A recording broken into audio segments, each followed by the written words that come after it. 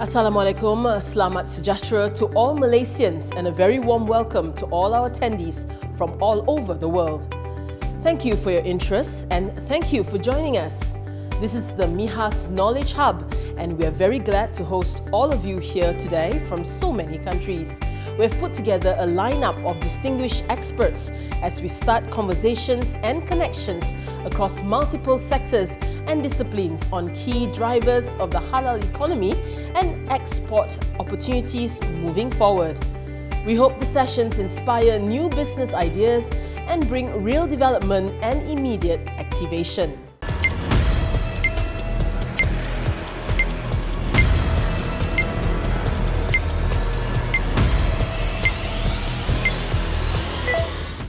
This is the second last plenary session on trending topics. In our previous sessions, we've examined sectoral scenarios, opportunities and technologies that are likely to be part of the new normal. This session is designed to delve deeper for mindset transformation.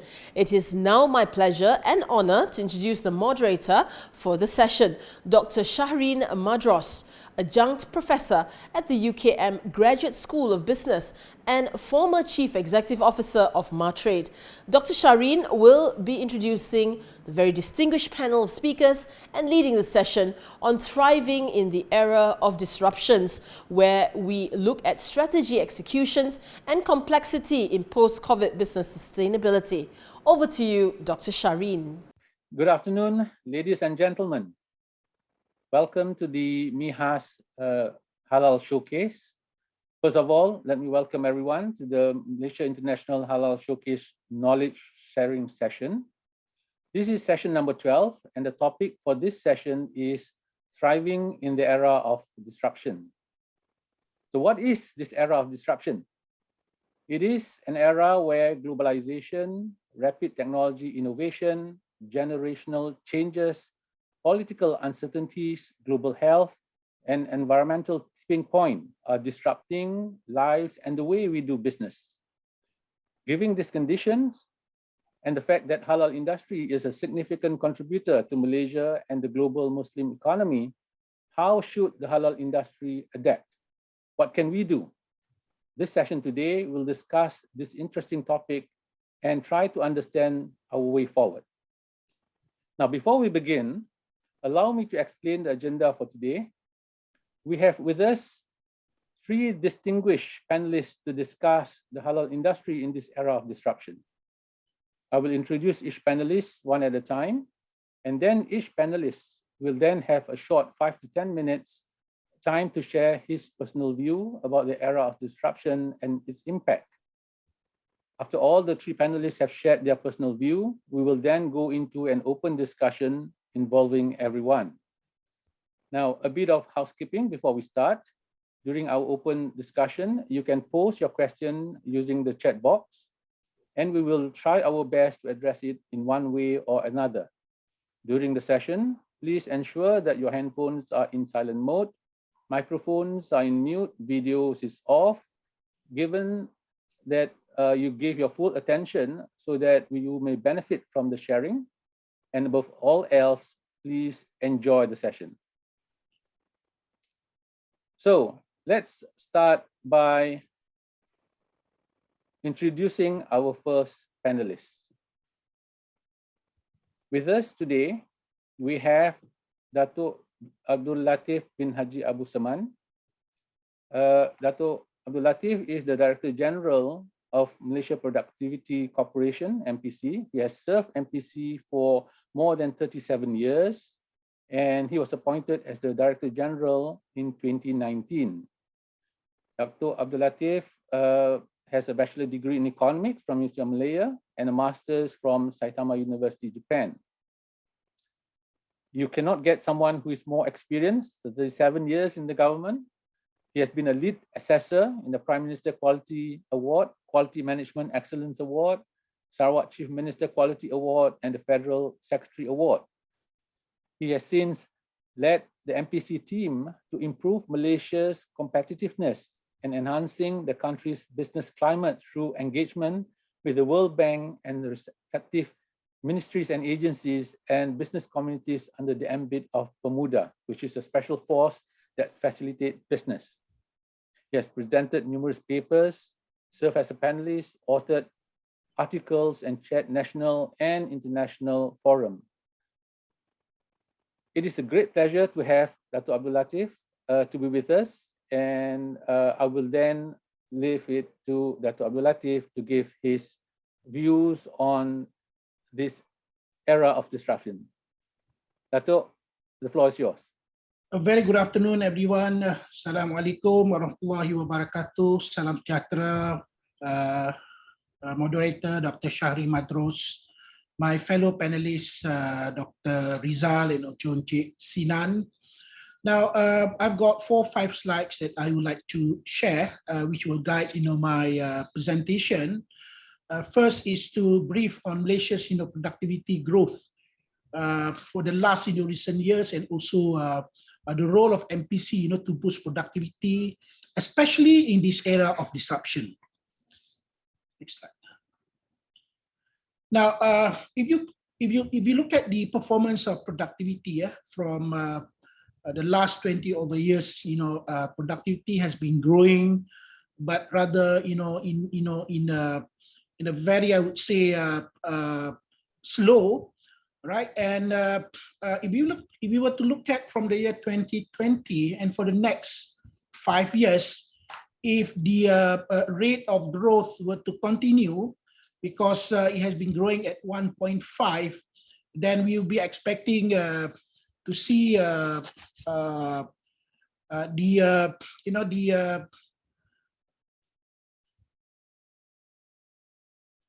right, if we were to do a different kind of approach, right, we are going to see a productivity growth for the next 5 years growing at 4.7, and the growth in terms of GDP would increase by 8 billion, over 8 billion Malaysian ringgit. So as the productivity growth of our labor, we are going to look at an additional of 46,000 Malaysian ringgit.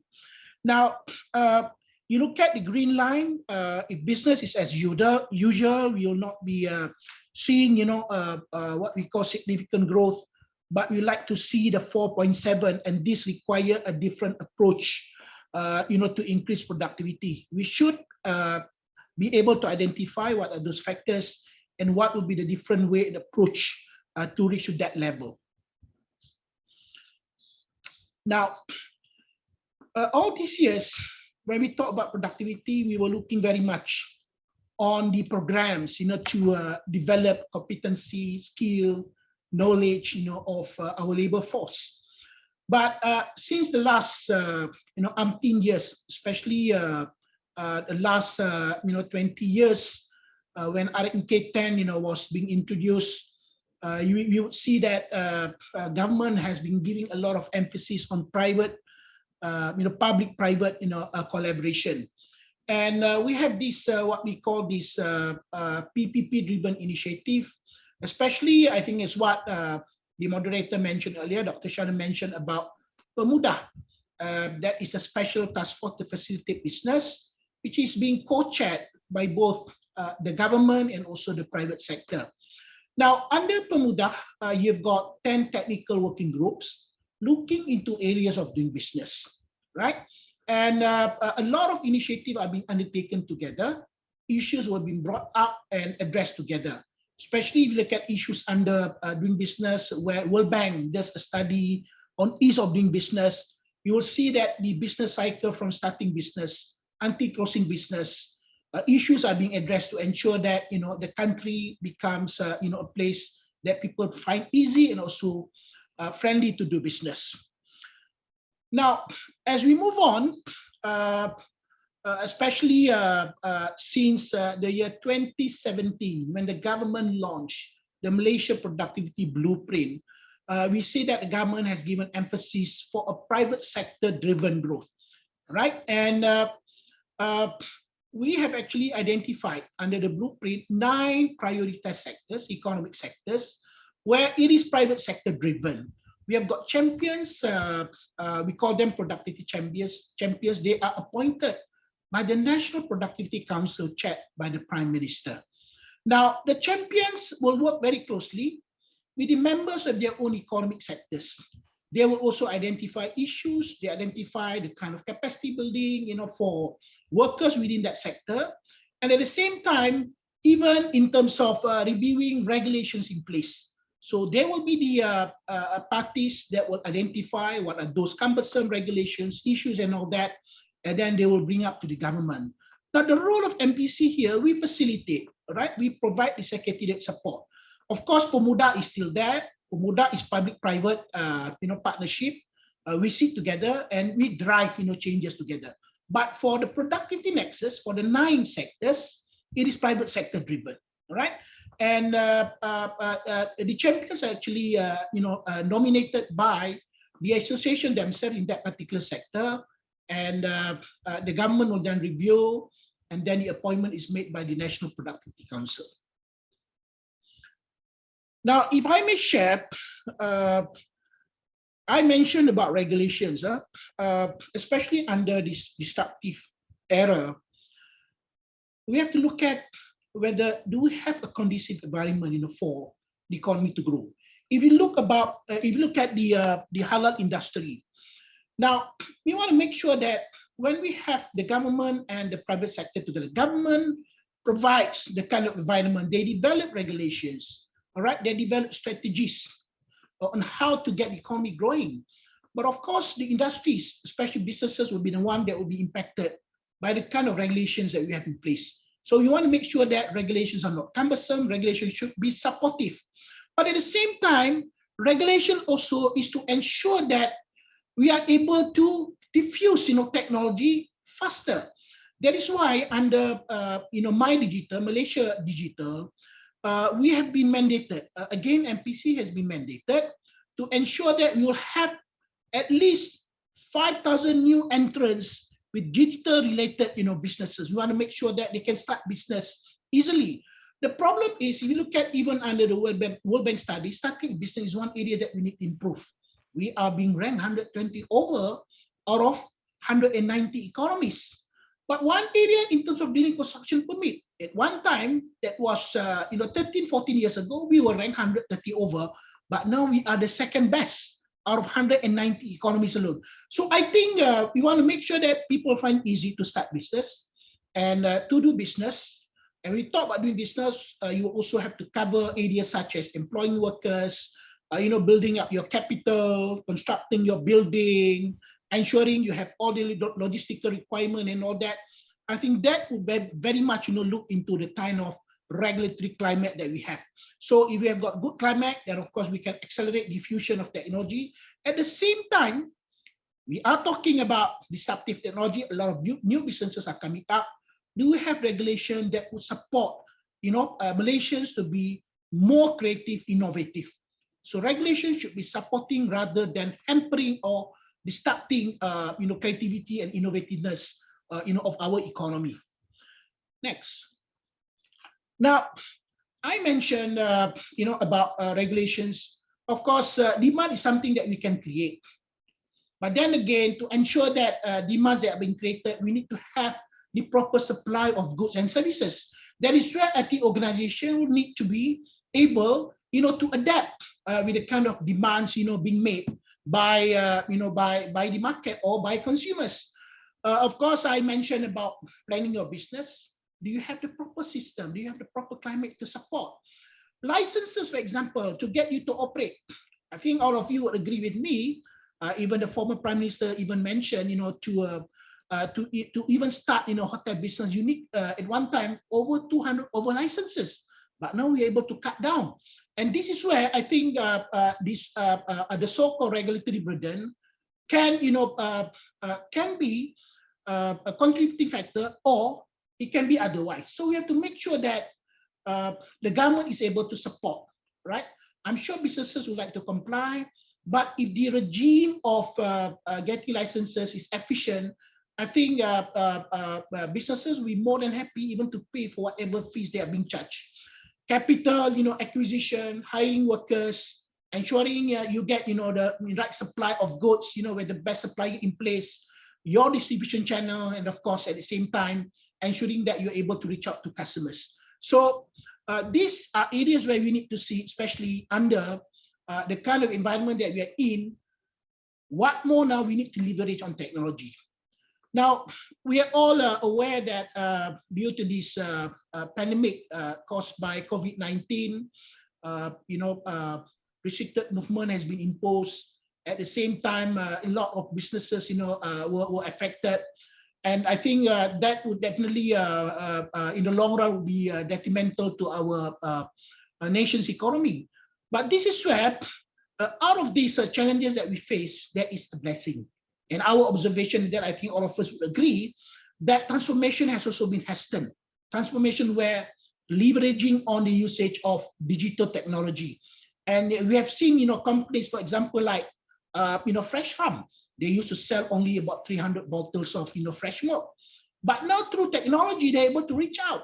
They were able to sell 10,000 bottles a day, right? Through proper marketing, a reservation made by the customers, and also, of course, getting, those, product delivered to their customers, doorstep. And of course, companies such as Sheng, they were not able to open up their outlet. But they took in a lot of orders, and you've got their warehouse. Their warehouse, supplied those orders. They were making about 90 over million sales, in a month. I think this is where the importance of technology that can really support for business to continue to operate and also continue to grow. But what we need to look at are regulation in place really facilitate. I mentioned about starting a business. If it's so cumbersome, then we are not going to help, right? So if I may conclude that under disruptive technology, we need to have a conducive environment that will support business to operate. Now, we believe in one thing, we need to work together, not just through public-private, but we will have to work as one big conglomerate. So in this case, I'm happy to share that we provide a system which we call the Unified Public Consultation System, where we get industries to raise issues, especially with regard to regulation, and will then analyze those issues and do the necessary engagement with the respective ministries, agencies. The MyMudah program, or in short, for the short term, we call Malaysia Mudah. We call it MyMudah. MyMudah is a platform where businesses can raise any issues that they have. We will analyze those issues in a very scientific manner, objective manner, before we come up with the right recommendations with the right regulators, the ministry agencies. And some of these issues we're also able to address even at the Economic Action Council. So what really helped us is the utilization of technology. MyMudah is actually technology driven, the same as the Unified Public Consultation. It is a unified portal that brings everyone to share some of their thoughts and also to review some of the draft of regulation, and also at the same time to come up with the right recommendation involving everyone. Everyone have access, and this is the way to move forward. I believe we need to work together, and technology is the enabler that can really put Malaysia at our productivity leap. And we like to see productivity to grow at 4.7% rather than average rate of 1.5. Thank you very much. I think that would be my first part. I'll be more than happy to share further thoughts in our later discussion. Thank you, Dato. That's an excellent exposure on government roles in making the process more efficient, how government facilitates so that business can work much more efficiently. And interestingly enough, Dato touches a bit on technology and the role of technology and how to make the whole processes even better. That is very, very good for me to then introduce you the second panelist, Dr. Rezal Khairi Ahmad. He is the Chief Executive Officer and a board member of NanoMalaysia and NanoCommerce Sdn Bhd. A technology person, someone who is more than well equipped to tell us about technology and how technology can help us in the halal industry. He's also a founding chairman of NanoVerify Sdn Bhd, a founding director of NanoVation Ventures Sdn Bhd. So a big man with looking at very small things. Very interesting combination.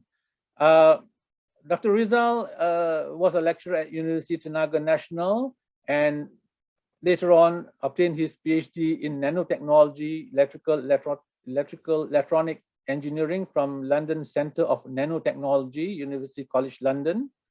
He is also a chairman of Advanced Material Investment Advisory Panel Working Group, treasurer for Asia Nano Forum, chairman of Commercialization Working Group, member of the Board of Governors of Malaysia Laboratories for Academia Business Collaboration. A very nice transition from Dato Latif talking about collaboration between industry and government.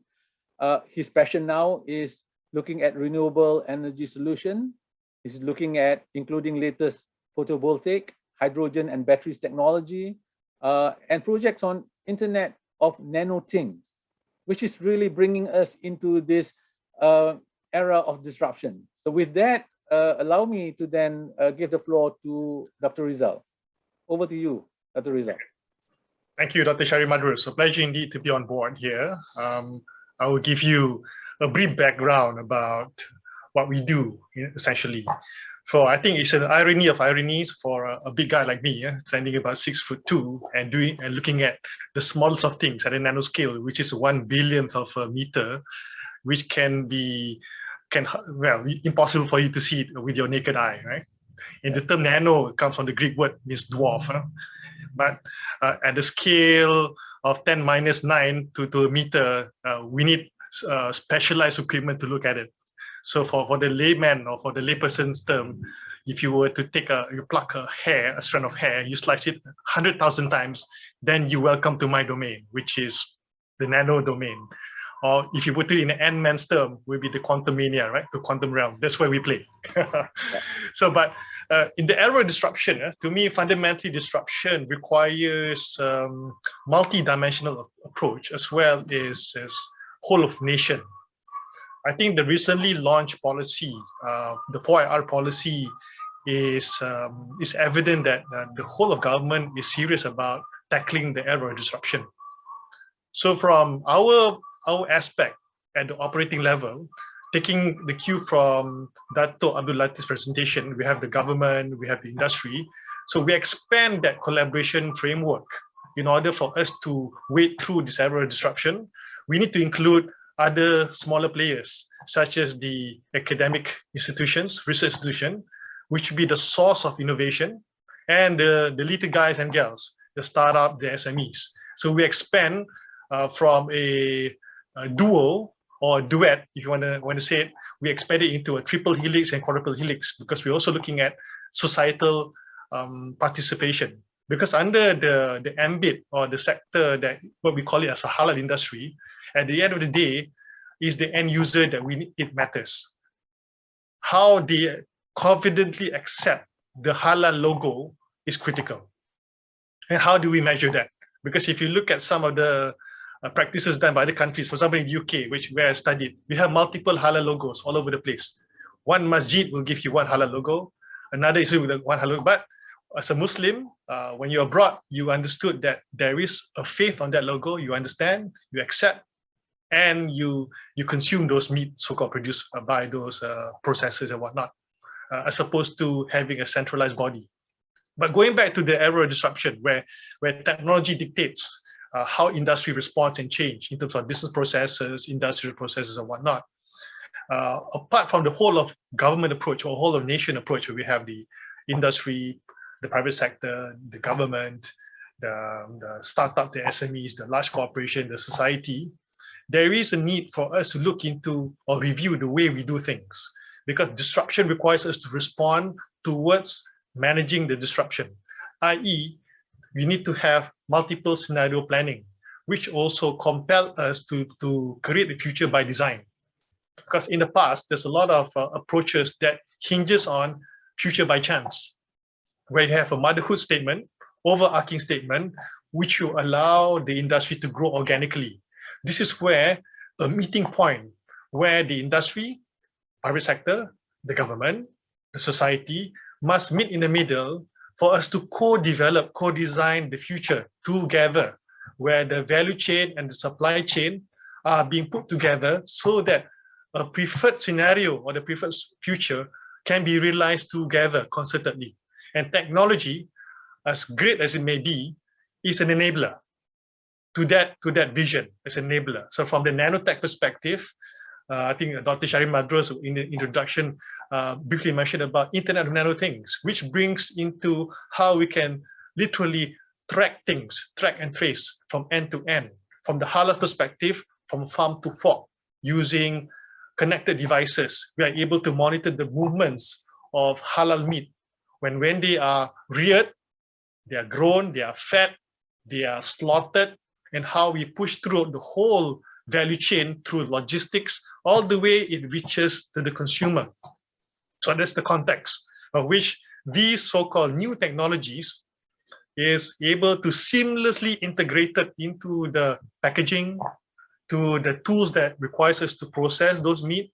So it does not appear to be cumbersome or bulky for the adopters of the processes along the value chain to participate in this what we call halal meat supply chain, so to speak. So the advent of blockchain for data processing, big data analytics, artificial intelligence, nano devices for precise detection, possible contamination. In the past, we heard about the issues about cross-contamination from the porcine species, or to put the species related to pigs. So at that level, we are able to detect the presence of porcine DNA or pig DNA, because of at nanoscale, we are able to discern, discriminate DNA, because DNA is at nanoscale. Your DNA, my DNA, even pig's DNA, it has 2.5 nanometers of width. So the dimension is much suitable for nano detection. So with Internet of Nano Things, we are taking the game of IoT to the next level, so we can ubiquitously deploy technologies without any kind of physical disruption to the processor of those so-called halal meat or possible contamination.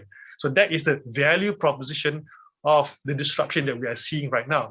But to close my statement here, before we move on to the next level of this process of this discussion, is disruption is fundamentally a decision. You can have disruption if you choose to ignore it. If you choose to put in place the regulatory framework, the nice policy, it will remain disruption on or at the fence. So we can live in a bubble where disruption doesn't occur. It's a decision. So we must make that fundamental decision to allow disruption and allow us to change.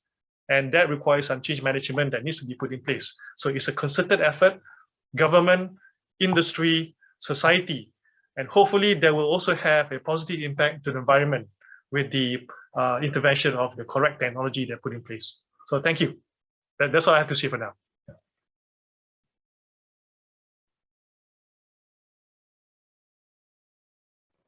Thank you, Dr. Rezal. So that's a very interesting perspective from Dr. Rezal from a technology as an enabler for the industry, and the need for us to be aware of the disruption that's happening and consciously participate or not to participate in the disruption that's happening around us.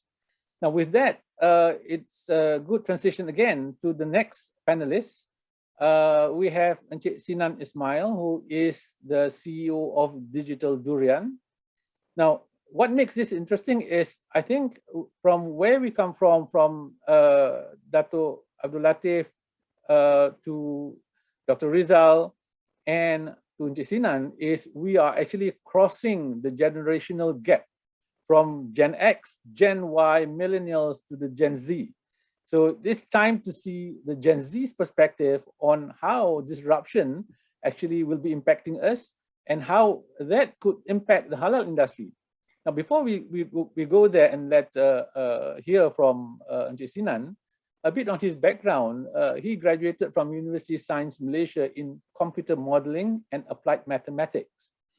He started his career as a 3D animator at NetCarbon, and later joined Asia Pacific Video Lab before he started Digital Durian Enterprise in 2007.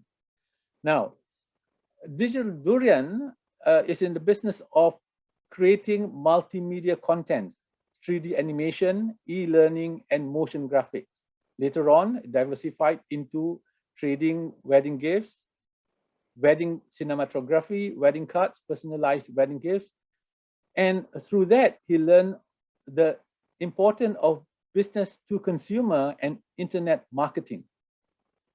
After 5 years from digital enterprise in 2012, he started creating his own IP in the digital animation area.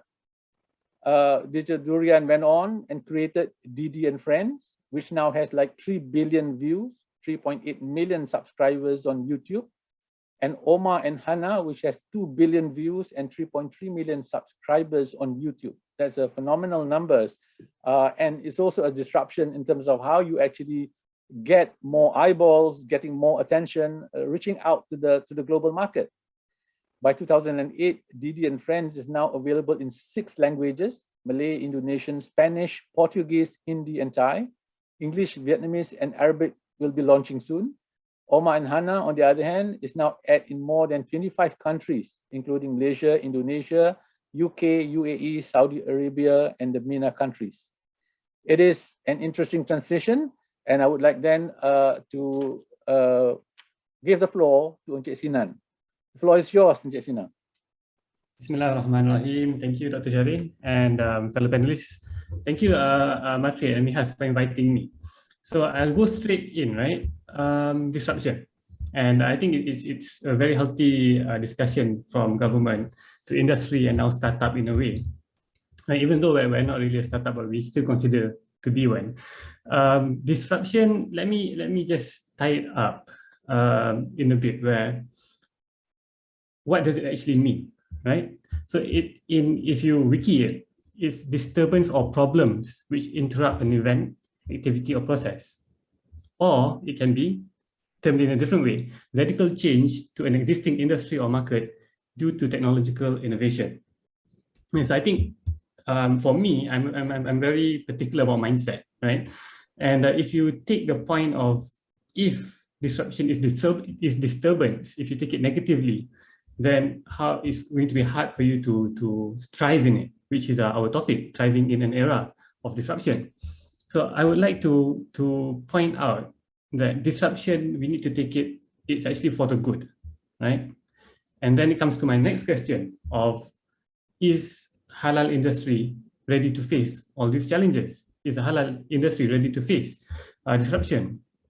So building up on the points from Dr. Latif just now, saying that the ecosystem needs to be right. The government helps and contributes to the regulation, which is great.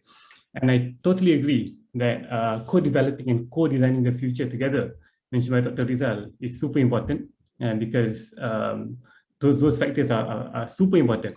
However, my point is, and when we talk about halal industry, for me, my view, there's never a question of demand, right? 1.9 billion Muslims in the world, and who knows them best but us? Yeah, we live it. We know what halal means. We know what the values are, right? And there's always a demand. But the question is, with disruption, and is it technology will disrupt you, or actually are you going to be the disruptor? That's also another question, how to look at it, right? So following up on that, we can look at it as disruption as a company. We can look at it as a bad thing, like I mentioned just now, or we can look at it as an opportunity, or we can actually look at it also as we becoming the disruptor. Yeah, we were mentioning about adapting to disruption, but why aren't we driving the disruption? Yeah, we know that, again, I mentioned, we know the market and we know it best. And it's up to us to create that demand. And then, so my point here on this point, right, is we can actually be the disruptor, and it's a choice. And I'll try to tie it up to what I know best, which is my own industry, right? We're not in the food, even though we are called digital durian, we do not sell halal durians. What we actually do is content, like Dr. Shahreen did tell us now, right? We do, now, we first started with DDM Friends. And DDM Friends is a preschool cartoon using chickens. Then we created our second cartoon called Omar and Hannah. But why did we create Omar and Hannah? Because parents were actually coming to us and telling that, hey, can you get these chickens to recite Doa? Can you get these chickens to teach about Islam? We did a brainstorm internally. Yes, the chickens can do that. They were already famous. However, the chickens cannot solat. Right? They cannot ambil wudu. So we said, hey, let's create a new IP. There's demand out there. We've done our own market research. A parent myself, I know that I want my kids to watch cartoons which are aligned with our values, especially in the era of Netflix and Disney Plus and all these other in a way Western and Western cultures up at that time, right? So we said that let's create Omar and Hannah, with the point that then we didn't know if broadcasters would actually want to broadcast our cartoon because it's Islamic, right? But we always believe that the market is huge. Using technology, we can reach them, and hopefully we can make it happen. How to get the money, we'll find it along the way, right? So fast forwarding, and we did not disrupt the market, not yet at least. Yeah, but we're using technology in the form of YouTube, and again, Alhamdulillah, hitting more than 3 billion views for Omar and Hannah now. Our English language most viewed is from the UK and the US, and it's basically we're going global on that end. But coming back to the point of halal entertainment and disruption, I think, and even digital economy, and even halal tourism, that's what and even halal education for us, and we can actually touch all of those. And there's huge opportunities, we believe. And I think for us, humbly I would say our aspiration is to become the Disney and Disney Plus for Muslim children. And you're talking about a huge market, creating more cartoons, creating experiences for families, creating our own platform, and where the kids actually come to a safe platform where the parents are confident and feel safe and know that the kids will actually not just watch entertainment, but quality entertainment with Islamic values, right? So we are coming in with the mindset of, inshallah, disrupting, not even disrupting, it's not a market there yet, to be honest. It's creating a market, right? And I think this is just our own journey, and it's just only one angle to look at. But I also believe if you really zoom in, and in multiple industries, there's always a space to create disruption or create something new. So I think from my end, I think I'll leave it there, and let's continue with the discussions. Thank you.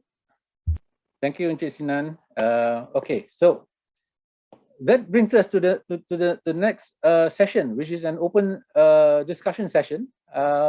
And I think this is going to be very exciting. We've heard from 3 panelists that brings with them a very varied perspective and background.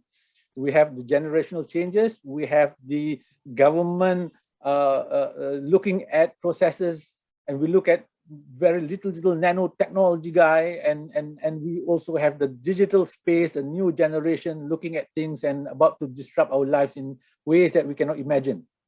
So with that, I think let's bring all of that to the halal space. Now, before we move on into that corner, so we all know that halal industry is very, very important for Malaysia. We have, on latest account, we have more than 1.4 million registered businesses and more than 8 billion of businesses at large. So we've got almost like 10 million of business, one sort of another, whether it is a Durian Berhad or an enterprises in Malaysia. And we know that a big portion of this sector in our economy are driven by FMCG, the fast-moving consumer goods, which invariably are in the F&B sector. So traditionally, it's not surprising that much of the halal industry talks about food, but we know that halal is not just food industry, and I think MIHAS over the years has been trying to educate the public at large, the world community at large, that the Muslim economy is a big component of the global economy. Halal is not just F&B. Halal involves the whole way of life, Muslim way of life. It involves education, pharmaceuticals, services, enablers, modest fashion, franchise, media and recreation, Muslim-friendly travels, e-commerce, food technology, Islamic finance, cosmetics and personal care, and a lot more. But if you were to take out the religious component of MIHAS, of halal, it's about quality. It's about really giving a really good product that the consumer can benefit.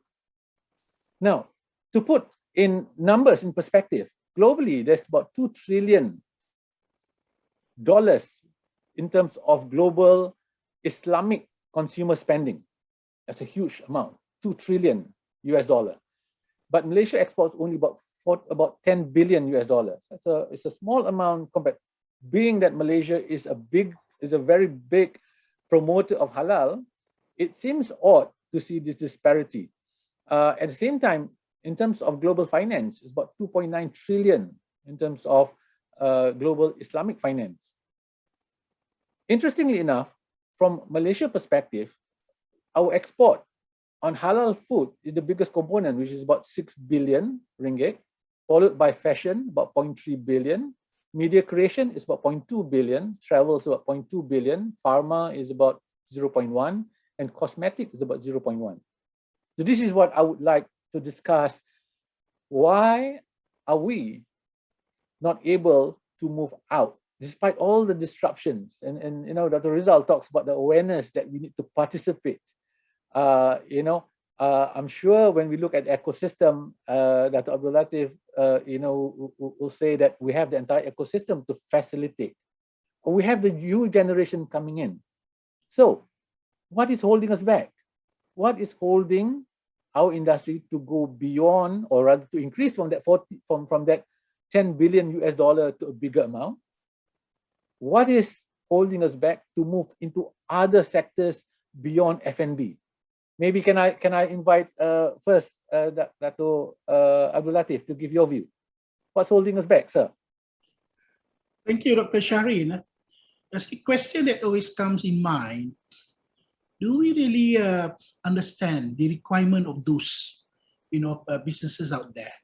These are questions that I normally pose to regulators, right? Do we really understand? In fact, we do get feedback under the National Anti-Corruption Policy, some of the licenses which are made a requirement for businesses to operate, they are not transparent. And we did a study, even some do not have even guidelines. If they have, it is not made visible or access. And it is entirely up to officers of that particular ministry or agencies to interpret. So then again, I think we need to understand what are requirements of the business players out there. So that is why, as I had mentioned, we need to really sit together. Public-private, I think the words of Sinan that uses co-designing, regulation that we have in place. To me, regulations, I define it very broadly. It's not just about laws act. We are talking about even system, procedures, processes, standards. These are all regulatory tools. Now, do we understand what are the difficulty that businesses are facing? Right. So that is why, first of all, I think the government on the government part is that we should make ourselves, approachable. And gone are the days whereby we use excuses that you can only engage, with government during office hours, working hours, during the weekdays, you can't get hold, of the relevant authorities and all that. But now with technology, there is no excuse. let's look at even our mobile phone that we use these days. I remember those days, Saturday, Sunday, that's it. Your boss will not be able to get hold of you. They will just be able to get you through your fixed time. But now with the mobile phone, 24 hours. So that I think also something that we need to look into.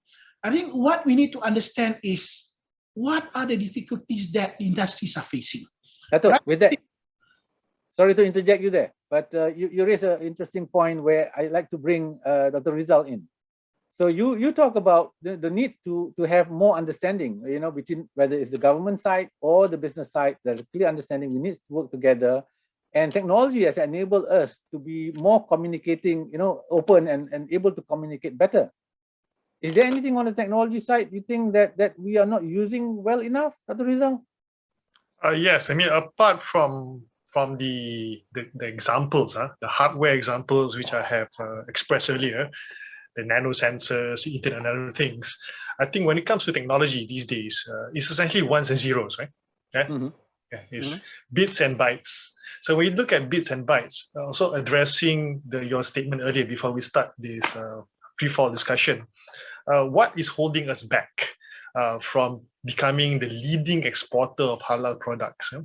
I think maybe we need to review, retool our creativity tool that we have here. Because when you talk about ones and zeros, it is easily duplicated, copyable. So rather than being hung up on exporting tangible physical products, you export ideas, you export systems, you export IPs, you export copyrights, of which the local SMEs can hack their growth on a hyperbolic curve by exporting system out. So their system is replicated in, for example, in Albania, in Turkey, Indonesia, Japan. For example, the Japan Olympics is one example of which is a congregation of maybe a sizable Muslim athletes. For example, if you were to roll out in IP form, license out to the Japanese government, the nanosensor, the IoT, the blockchain solution, the halal certification, make it digitalized, we don't have to sell the system, we license out. Then we have immediate partnership. So we have to think differently. And that do is, we have that technology? Sorry, do we have that technology available in Malaysia? Yes, we have, but it's not being put together, being strung up together to form a one big so-called halal meat supply chain, because we have expertise in blockchain. Okay. For example, then we have MIHAS, big data analytics. Then on my side, we have the ecosystem looking at the hardware of IoT, the nanosensors. Then the AI specialists, we need to literally, I mean, also echoing to Mr. Sinan, but we need to string this together, co-developing with the private sector, create that market. Because disruption is about being a disruptor as well, which I fully agree with Mr. Sinan. You have to create that system, shove down their throat, saying that use this as a pilot, sandbox it at an environment where people say, okay, we have a sizable enough sample of population, roll it out, collect data, and push it. And there comes the investors. I think this is where we need to lateralize our thinking, not just the tangible hardware minor thinking, expand horizontally, export ideas. I think this is perennially being supported by the knowledge economy, which started decades ago. We just need to have the same mindset and translate that into the current era. Okay, thank you, Dr. Rezal. I know before I go to Sinan, I think Dato seems like eager to say something. You wanted to chip in something, Dato? Go ahead. Yeah, we agree. We do have a lot of system, in place. But then again, is the regulation that we have supports. I'm sure when you talk about disruption, there are a lot of new things start coming in. There are certain things that need to be regulated. You come up with certain rules and all that. These rules, are well understood. When you develop the rules and all that, do you do the necessary engagement consultation? Because the one that is going to be affected are the businesses. So that is why the approach that we do is to get the regulator to really understand the requirement of businesses. And then only you come up with the right kind of regulation. Regulation should be facilitating if you want the economy to grow, but not to frustrate. So agree, yes, we do have the technology, but whatever that we are going to develop, it must be in consultation, it must be in sync, with the requirement of the business. So we have to see together to do that. Okay, great, Dato. Now I want to go to Sinan. You know, it's interesting that you know where we are heading, because you know the Rezal talks about you know, stringing all these pieces of technology together so that then we have this one big approach on offering the business. It brings me to another topic actually, because you know, and especially with Sinan, you actually have marketed Didi and Hana no longer just in Malaysia, and we know that when we talk about this 2 trillion global consumer and Malaysia taking the lead, we're not talking about halal industry just Malaysia, we're talking about global halal industry. Yeah, I mean, a good example when we talk about Dr. Rezal mentioned about Olympic Tokyo, and where the congregation of many Muslims and the requirement for Muslim diets and so on. It's your perspective, Sinan. You know, what do we need to bring all of this together, right? I mean, the fact that we have is here and there, and the policy is supportive, but we are not still able to string it together. But you know, you have gone experience globally, and you put your pieces together, although from a purely digital animation perspective. How do you do that for all the other sectors? You know, the food production, the pharmaceuticals. How do you offer all of that to the global Muslim economy, not just limited to Malaysia? Malaysia is taking the lead, but the question is, why is this 2 trillion you know, economy? We are not somehow as a you know, a bigger player to really string this 2 trillion rather than end up with just a 10 billion US dollar. Your perspective, Sinan. Right, thank you. Very interesting discussion where we're heading to. Right? I think in terms of 2 things which you mentioned about going global, and also back to the earlier discussion just now where you were talking about getting things together. I think both of them are actually correlated. I'll talk about our experience first about going global and the good and bad of it. Let's say there's a good and bad of it. So, Alhamdulillah, yes, we're going global. We have views from the US, UK, Middle East, Urdu, in Pakistan. Not just views, we're actually getting people contacting us directly and telling us that, hey, can we license your content? And can we dub it into Norwegian, into Kazakhstan, into Turkish, into French? And this is people coming to us, right? We're not going to them, which we should be doing actually. And all of these views, all of this growth, the good is that it's happening. The bad, to be very honest and transparent, is there's not much support and from the government for us to actually do that. And we got a lot of support, Alhamdulillah, definitely from MDEC. That is on the content creation side. Yeah. But in terms of marketing, we were working with MATRADE. We got the grant to where you can claim when you go to trade shows. With COVID, trade shows are nowhere you can go, right? And even the virtual ones are there, but they're not they're not working as much as people want it to be. And because relationships, business is all about connections, meeting people, and physical, I would say that. And it does progress, but it's not as big as we want to. Anyway, when we work with MATRADE of the world, Alhamdulillah, they've been supportive, but I think it's a structure which kind of like limits. So for example, when we fill up a form, and what do we get? There's no point for IP or animation, and for companies like us. And then when we go on a one-on-one, when we talk, they don't know how to support us because they've never done this before. Of course, it's something new, right? So that's one angle. Not to put any blame on MATRADE. They've been supportive with the structure which they have. However, the growth is a lot of it based back to my team. Alhamdulillah, they're doing very well. And also the strength of the content, which actually sells itself, the strength of a product, which sells itself, right? Then, but let me bring it back to our shores. And when we were talking about Dr. Latif mentioning that it's really great, and when you really did mention that we really need to understand and the businesses out there. And I think the problem is the connections, maybe. The problem is maybe the intent. So when you were talking about technology, or when we were talking about technology is only an enabler. Yeah, it comes back to the intent. How do you help that understanding, Sinan? How do you help the understanding? What I'm hearing from you is, and it echoes with what Dato Latif said about the need to have a clear understanding, whether it's from the government agency side or the industry side, to come together. How do we facilitate that?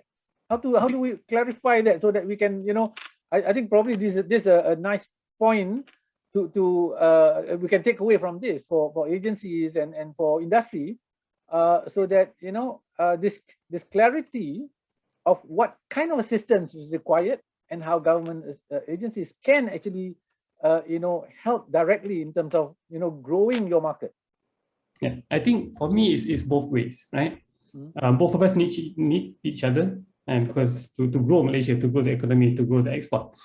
But I think as much as I would say that the government needs to reach out to us, to find us, and because we don't know the people, and we can't get access to the decision makers.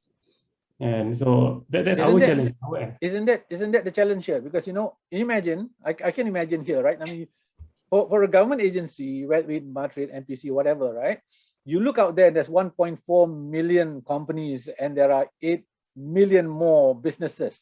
And it's quite impossible to say, who should I talk to? So there's somewhere that both parties must come midway. Okay, definitely. Yeah. So right? On our end. So do we not have that avenue to make that happen? Where is that midway? I mean, who create this midway? Where is this midway? I think there's always been a challenge, to be very honest. Right? Dato Latif, maybe you can your 30 years experience, is there a midway really? Okay, I mentioned, remember, Pemuda. I'm not too sure whether everyone out there really understand role of Pemuda. Right. Pemuda is from the word pasukan pemudah cara, pasukan petugas pemudah cara perniagaan. Right. Special task force to facilitate business. You got KSN and also captain of FMM, president of FMM, that sits together with all members from both sides. So they will bring issues, and the government will then have to respond. Now, we provide the secretariat support, but that is what we call public-private. But now we want the industry themselves to drive. I mentioned, Dr. Shahreen, we have got what we call sectoral productivity nexus. We have got 9 sectoral productivity nexus now.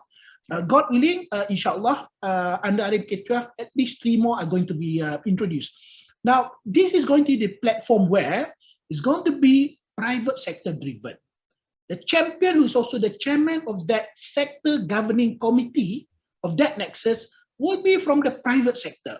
They identify issues, whether it's on regulation, we've got to do hiring workers, the right kind of expertise, whether the right kind of competency that the sector requires will be coming from them. They identify, then they will then engage. Now, our job, because businesses at times when they go straight, they will have difficulty, but we provide that support. For example, let's say they do have an issue. But I may share with you. Do you know that at one time, hospitals are not allowed to build more than 12 stories because of security reason? Right. And you get definition is only from the government side. And then we realize that land is getting more expensive. Other countries are building hospitals high-rise. So you have to understand that. So when someone need to really study that, we look at other better countries. In Hong Kong and other countries, for example, they can be even up to 30 over stories. Now we look at those best practices and we look at regulation that we have in place. Regulation that we have do not allow. Now what we do is to build a credible case with strong recommendation. What would be the option, cost benefit, then we put forward. Are you aware that now, inshallah, there is this hospital Ibn Sina, 38 stories?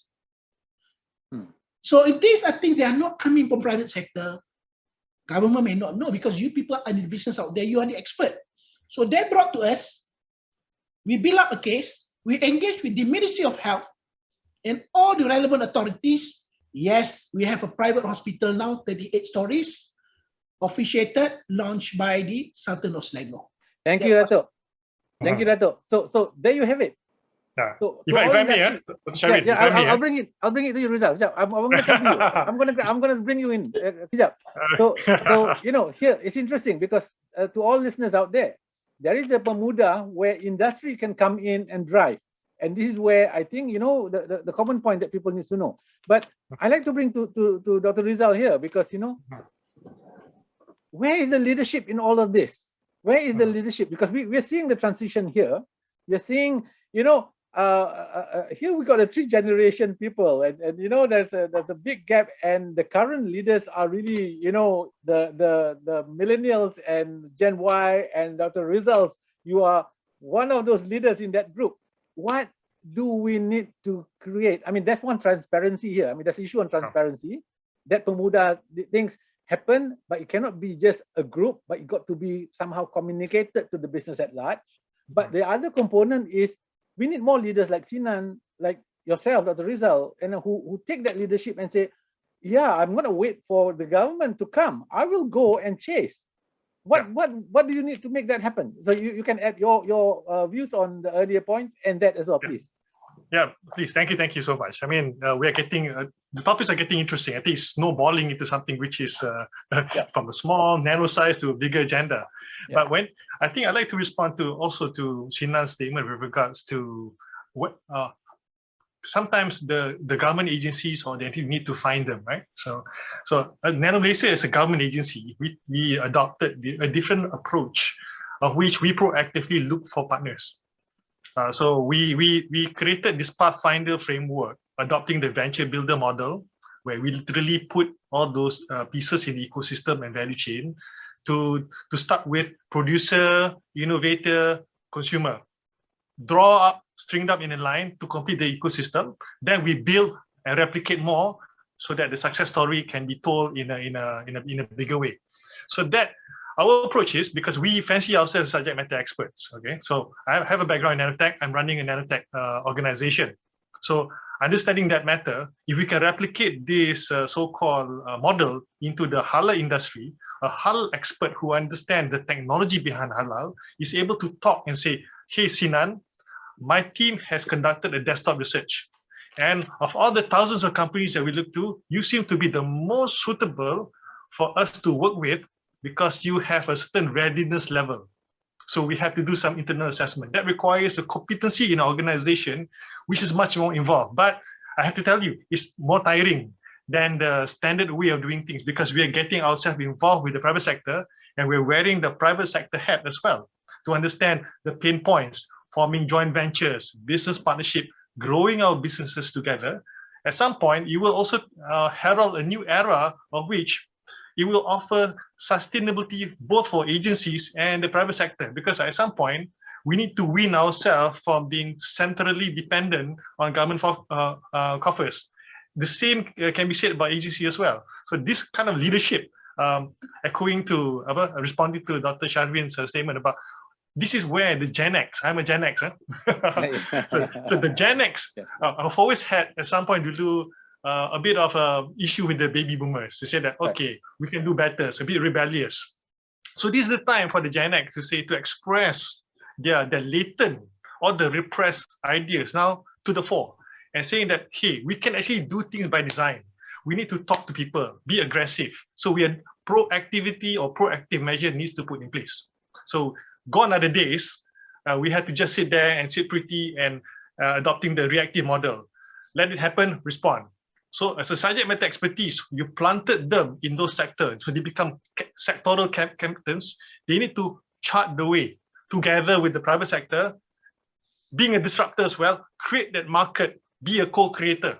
And this is where I think the future by design, the scenario planning becomes something that we have some level of control. This is what the leadership, the country badly needs, for us to put subject matter expertise to become champion of that sector. For example, at Tenaga Nasional, engineer should lead it, right? An investment house, accountant, or someone which actually lead it. So that requires a human talent or human capital management at a very high level. Yeah. Dr. Rezal, okay, good point, good point. I like to bring the other two panelists in here. You see, it's interesting, yeah, because, yeah, I mean, Dr. Latif and myself probably are the baby boomers. You are the Gen X, and you know, you have seen the Gen Y. And now we are going to the Gen Alpha coming up, you know. So so we have this complete disruption on our demographic. Then we talk about, you know, the system in place in the government is already, you know, quite proactively what Dato Latif was saying, that, you know, looking at the ecosystem on how to make it easier, more efficient for industry to come and do businesses. We talk about leadership. I think the need for leaders to come in. We know that there are pemuda, we know there's a pathway, but how transparent are those to the industry or the society at large? Transparency issue in terms of how do we communicate? Because every now and then, I mean, here, right? I mean, if you were to look at purely in terms of evaluating it based on the outcome or the result that you see out there, the evidence that you see out there, the fact that we are only 10 billion halal food industry and on top of a 2 trillion consumer goods, somehow that doesn't spur, something didn't happen, something failed to happen there. Somehow we don't see many future leaders that's being generated to create this vibes. There is the future leaders from your side, from the government side, to put the pathway. But we need more leaders as well from people like Durian to come in. And that can only happen if the clarity of information or the clarity or something that's marketed so that everybody knows, hey guys, there is this platform, come together. Even if there's a clarity, how do you overcome the mindset of these people or the reservation and saying that maybe that's not my bread and butter? We wait and see culture. We wait for someone else to jump on the bandwagon before we jump in. Do we have that problem in terms of society mindset of wait and see, not to be the first, for us to break this barrier, to really face this disruption? There's so much disruption happening here. There's economic, there is logistic, there is cultural, there is geopolitical, there's technological, on top of demography and whatnot. But how can we really, among four of us here, look at the industry and say, look, the reality still is our halal industry is only a 40 billion ringgit or 10 billion US dollar compared to 2 trillion. Something needs to happen. Is it just because we have been too focused locally? Maybe we need to do more internationally. Maybe that's where we should put our finger on. We were to grow that. What is it? What is this? The 80-20 rule. What is that? 20% will generate this 80% of the effort, or 80% of the result. Maybe Dato, Latif, you seem to be in deep thoughts there. Okay. If I may just expand what has been mentioned earlier, Pemuda is not the only platform. I mentioned about the productivity nexus. We have got 9 sectors of economy driven by the nexus. The champions are actually from the industry. They are the expert in their own area. But of course, they bring together in their governing committee people who can assist them. Of course, you have even reps, from the government. But what we believe in one thing, to get things done, all right, to get the buy-in, to get the support, to get the motivation, you need to have what we call evidence-based approach. You have to build up a case. So a classical example that we came across, development of a hospital. You need to get approval from the local authority, and they say that from floor to ceiling, you need to have 2.7 meters. All right, but the regulation that is stipulated under the health ministry, it should be 3 meters. Why 3 meters? Because you have all the medical gadgets and all that. You need to get hung and all that. If you go to a dentist, you can see those equipment. Now, we do not know. But when the businesses out there who are out there to develop, construct building, they came to us, they say, where should we follow? If we construct using this, you won't get approval of this. Now, what we do is to build up a case, as I've said, evidence-based. Put everything on the table, you look at available options, every option has got benefit and also cost. Then you put the recommended option. Now, I believe you have got a strong case with evidence that nobody can dispute, unless if they have got better option, they tell us. So that is the approach. I think we should be able to provide that kind of leadership, which is based on evidence. So that's why policy making, decision making, it must be evidence based. That I think will be able to get all the necessary buy-in from all parties. Okay, thank you, Dato. So Sinan, that's where you go. I think what I'm hearing here loud and clear, because the government agency is basically saying that we can facilitate all of this, but industry, you have the know-how. You have to tell us what you need, and so the question now is, what is holding our industry, new thinking, new leadership? Is it a generational change, or can we do something to have more proactive leaders from our industry to actually take that leadership, take that initiative to go to the respective agency, institution, and say, this is what we need. Can you help us? Maybe Sinan, what do you think? I mean, do they need any help in that one, or is there other constraint that we are not aware of? I think definitely that as a leader of a company myself, right, we need to be proactive. We need to go out, we need to talk to the people. We need, not to the people, to the government. We need to talk to the not just the government, to any other stakeholder which we think can make our aspiration become a reality. Put it that way. Yeah. And I take ownership on that. I think all leaders, all CEOs, or who is driving the company needs to take initiative on that. Yeah. Maybe there is some frustration, maybe when we talk to multiple people, but maybe we're not talking to the right people. And to be very honest with you, I've been in, you mentioned 2007 and in business, and maybe it's my ignorance, forgive me for that, but it's only my first time hearing of Pemuda, right?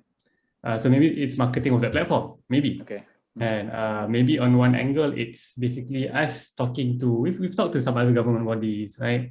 And we've even gone to the EPU planning and all those things. So we it's not that we do not communicate, we do. Right. But what happens after that? Yeah. And is sometimes not to what we expect to happen, right? Okay. Anyway, I really think that the core is taking that point of the only 10 billion from the 2 trillion. I think that's the main issue. Yeah. And to solve that, definitely it's not just a company, definitely it's not just a government, and I think it takes multiple. Yeah. And I also echo the point that there's millions of businesses in Malaysia. So how is the government going to pinpoint that? But I think where Dr. Rezal did mention that Pathfinder framework, I don't know what in detail what it is, but it sounds like, okay, there is a way, there's a system, there's a structure. Yeah. And I think that if we really define and the halal industry and really put our efforts and compartment them and see, okay, this is for halal economy, this is for digital halal, this is for arts and media, and this is for, I mean, when you compartment them and then you get leaders and who really are passionate to make it happen. And then once you zoom in, then maybe you'll find data about companies like us. And not just that we are good, but alhamdulillah, we're reaching out to millions of Muslims all around the world. But maybe then we can actually get the leaders on our end, like myself, and on the government end, and combine our powers. And inshallah, I mean, again, it's for the greater benefit of Malaysia. I like to bring Dato Rezal on this because he's Gen X, and so he's straddled between the baby boomers and the Gen Y. So, what I'm hearing from Sinan, is, of course, I mean, there are two sides of things, right? Leaders are either partly born and partly developed. So some are natural, so they are aggressive, they go out and find. But some, have to be given through the process so that they develop their leadership skills. So echoing what Sinan is saying, maybe there's a lot of people out there. Some of them are waiting for, if you have a platform for us to come in to learn the trade and grow as leaders.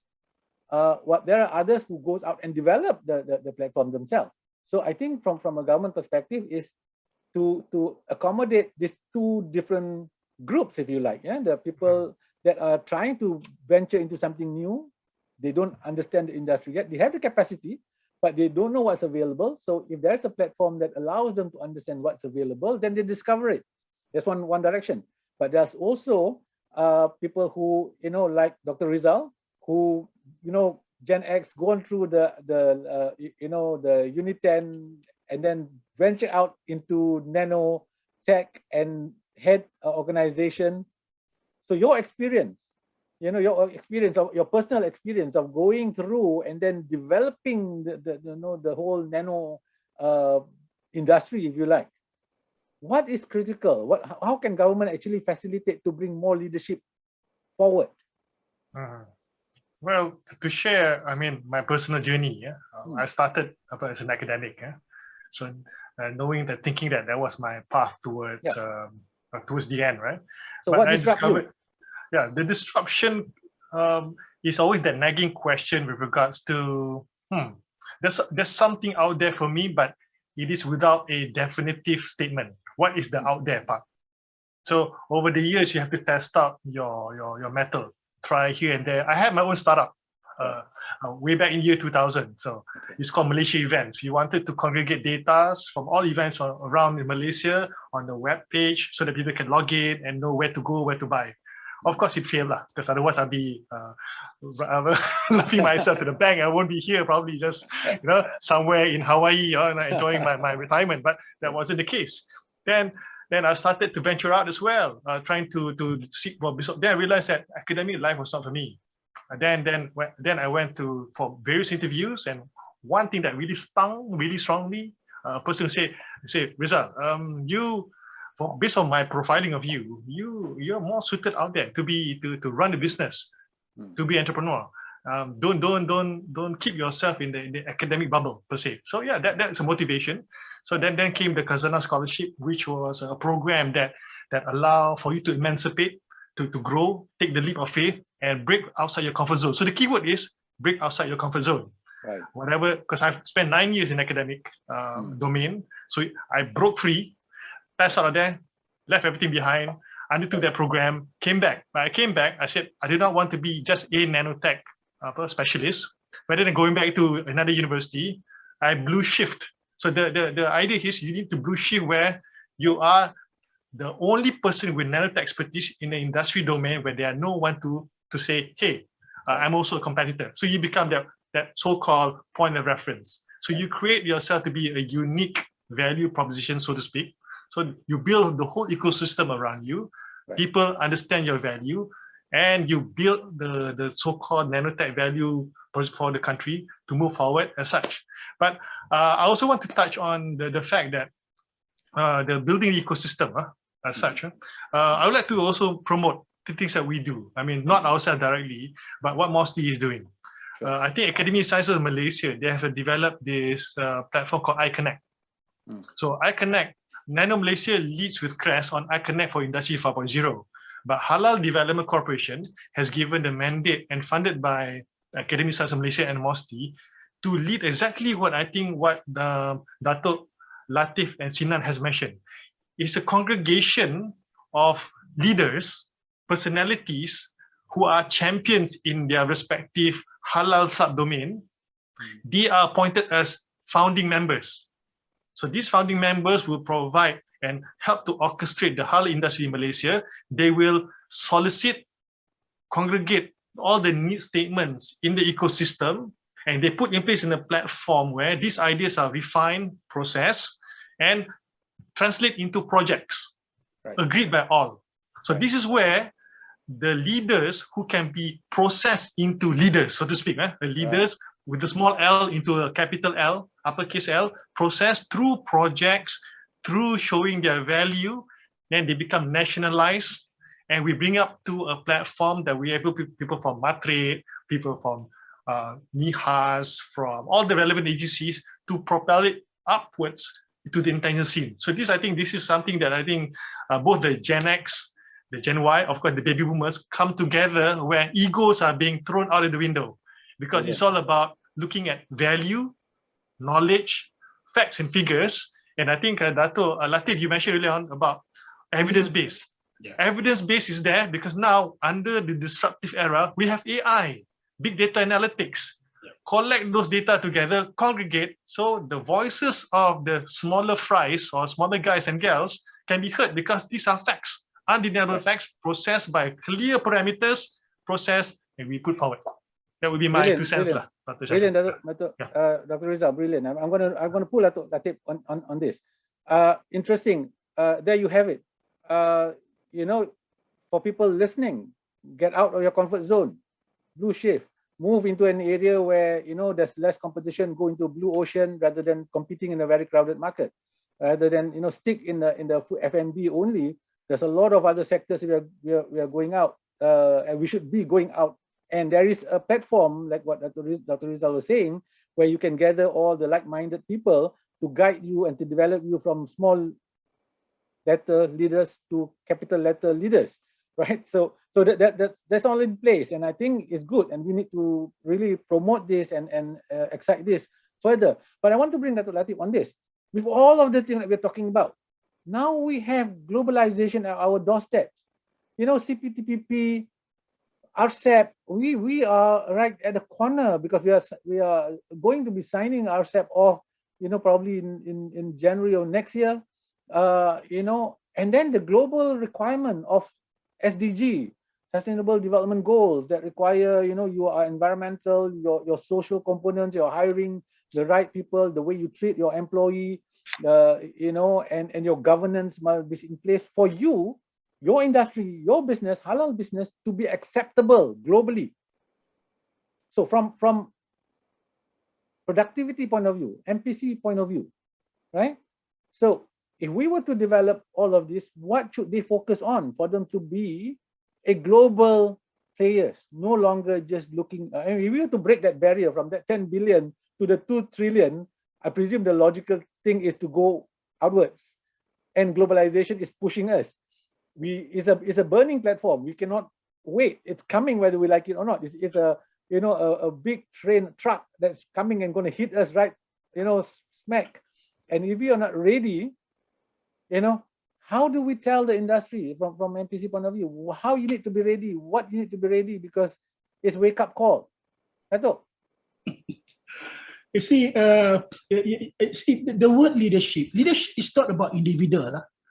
To me, I look at leadership, it can be a collective leadership.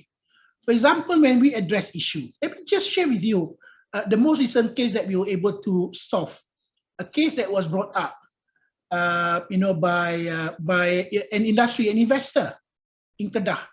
They wanted to build, a factory, and they complained that it's taking more than 2 years and all that. Okay, we got the complaint, again evidence based. We do verification, we collect data. True, on the average, it took more than 2 years. Now, what do we do? Because you can't expect this investor to take charge of doing the improvement. They brought it to us, but we are not the expert. We bring the industries. We bring people in the industry, expert in industry. We sat down and we look at the whole process. Again, evidence-based. And then we realize that actually some of the processes are duplicating. All right, some of the processes doesn't make sense.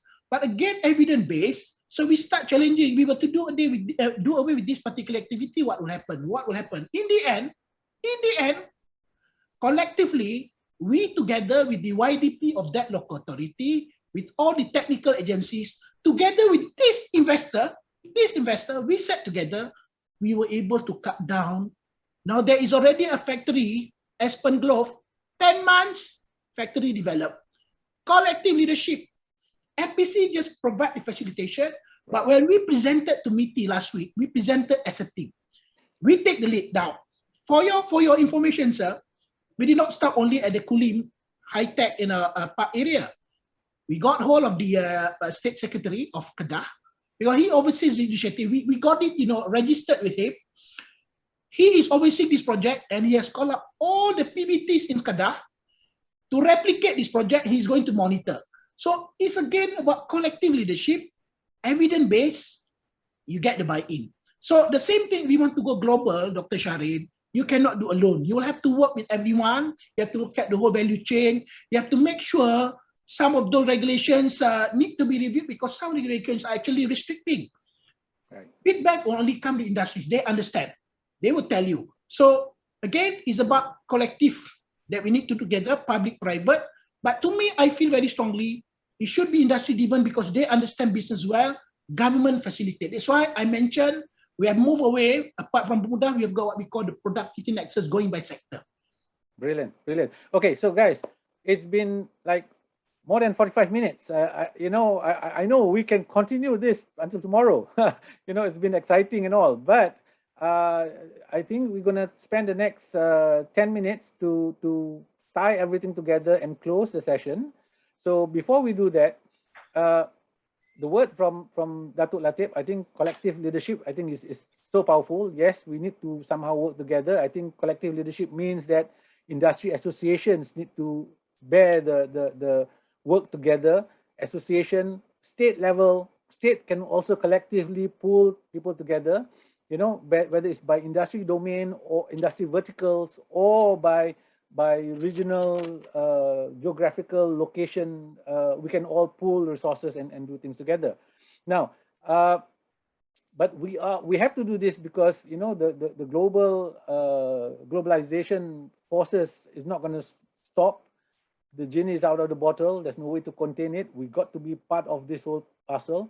We got to be mindful that Malaysia is the leader in the sense in driving the halal industry forward for the global Muslim economy. So there's a lot more work to be done. So before we close, I would like to hear maybe a summary of thoughts. Maybe we can start, you know, we begin just now with, you know, from baby boomer to Gen X to Gen Y. So now I think we're going to go the other way around. I'm going to allow the Gen millennials, the Gen Y, to give his opinion, his final opinion before we summarize. So let's start with Sinan. You know, you have like, you know, 3-5 minutes for you to give your overall view on all this discussion and where do you think our halal industry should react to this era of disruption. To you, Sinan. All right, thank you. I'll try to keep it short and simple. I think, first of all, very interesting discussion. And I think there's a lot of very, very interesting points and knowledge shared here today. I think for me, as a sum up, is definitely, the market is definitely there. Right? I mean, the data shows. And it's just up to us to what we want to do and collectively, and how do we do the things which we actually talked about today, right? So I think for me at least, Pemuda, and then there was the iConnect, which Dr. Rezal mentioned just now, right?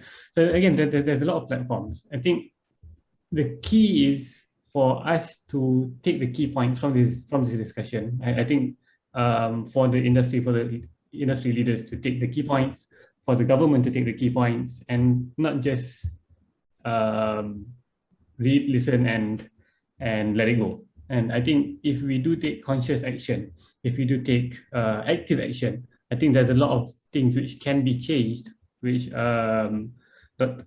Latif mentioned just now, and increasing that 1 point something to 4.7 for the productivity. And there's a lot of things which can be done, but I believe the power of togetherness and the power of doing it together and really supporting each other and getting the intention right, and is the key. So I think that's all from me, and I really love the discussion. And sorry if I was not on certain parts, but I think it was a very, very good discussion. Thank you, Sinan. Dr. Rezal. Yeah, being Gen X, either way, either direction, I'm always in the middle. Anyway, I mean, without belaboring further about the points of technology, I think I would just want to add an additional point with regards to the concept of halal. I think it requires mindset migration. So we have to make halal, or the concept of halal, to be ubiquitous, and it needs to be equitably distributed and across the citizenry. Everyone needs to own it. It needs to be so-called a national equity. And for the lack of better term or phrase, sounding oxymoronic, we had to make halal sexy. Yep. We had to make halal to be, wow, I need to jump on this halal bandwagon. So startup and SME, they have the halal mindset from the get-go, or I want to be part of that halal ecosystem, shaping the technology, shaping the content, shaping the value chain. Well, that would be my game plan, my aspiration. Then the future by design, the leadership development will come nicely, harmoniously, without us forcing it. Because rather than yanking people out of their comfort zone, we say, hey, I want to do halal. Why? Because it's my way of life. And it is a national agenda. And this is what we need to put in place. Inshallah, it's about branding. So that would end my last thought or training. Thank you, Dr. Rezal. Dato, Latif, silakan. Okay, one thing I think that I would consider very important, significantly important, everything that we do must be evidence-based. Because if you want to get the buy-in, you want to make the right decision. Never mind, certain things may require structural reform. There are issues that we can handle piece by piece, but some would involve in the structural reform. We may spend a little resources, time and all that, but you want to make sure right the first time, rather than you have flip-flop. Okay, so build up, your case. Expertise is actually not just confined within your own purview. The whole world, look at the whole world, bring in the right people to sit down and build up your case. Now, I mentioned about Pemuda. There is a platform under Pemuda called MyMudah. You can visit MPC website, go into MyMudah. You can raise any issue there. And we are going to analyze this issue scientific manner, evidence-based, before we engage with the regulators, government, or even bringing up the case to the Economic Action Council chaired by the Prime Minister. We build a credible case, evidence-based. Now, it's going to be something very structured so that later when we go up there, we're able to defend our case. But what is most important, by bringing up at that level, even Pemuda, you've got case and that we get registered there, some of the recommendations which are accepted, we make sure that it is implemented. Who is going to monitor? Pemuda. KSN is there, MPC provides executive support. The same thing that goes for the productivity nexus. The champions are the one driving, MPC provides secretariat, but who oversees the initiative on the productivity nexus? The National Productivity Council chaired by the Prime Minister. We will bring it up there to request any government intervention based on the recommendation that we make. But it must be evidence-based. So I would like to request businesses, especially under the era that we are in, right? We are talking about the halal industry. Work with us. You've got MyMudah. Nobody should say that they are not able to share whatever their grievances are.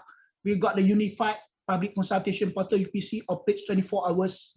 Why do you try key in some of your complaints? My officers will come back to you. We will do verification. We will build up a case. If there is a case, we're going to build a credible case. But we are not only going to approach our decision maker just with just recommendation. We will make sure we look into cost and benefit each of that option, and with the best option recommended. That I think will facilitate our decision maker to make the best decision, supported by the work that we do. So again, yes, private will have to continue. Private sector will have to drive. You understand your business very well. The government will be more than happy, to work together to facilitate. So we will have to work together. I put my case to rest. Thank you. Thank you, Dato. There you have it, ladies and gentlemen. What we plan to do, 30 minutes to 40 minutes, we end up doing 1 hour. And I'm sure, the panelists are more than keen to continue this. But I think to satisfy our sponsors, MIHAS, MATRADE, I think I have to contain this until the next session to give some more points for others to talk. But we've heard it. We are in this era of disruption. There's technology disruption, there is social disruption, there's geopolitical, there's global health and environmental. We are living in a VUCA world. Everything is volatile, it's uncertain, complex, and ambiguous.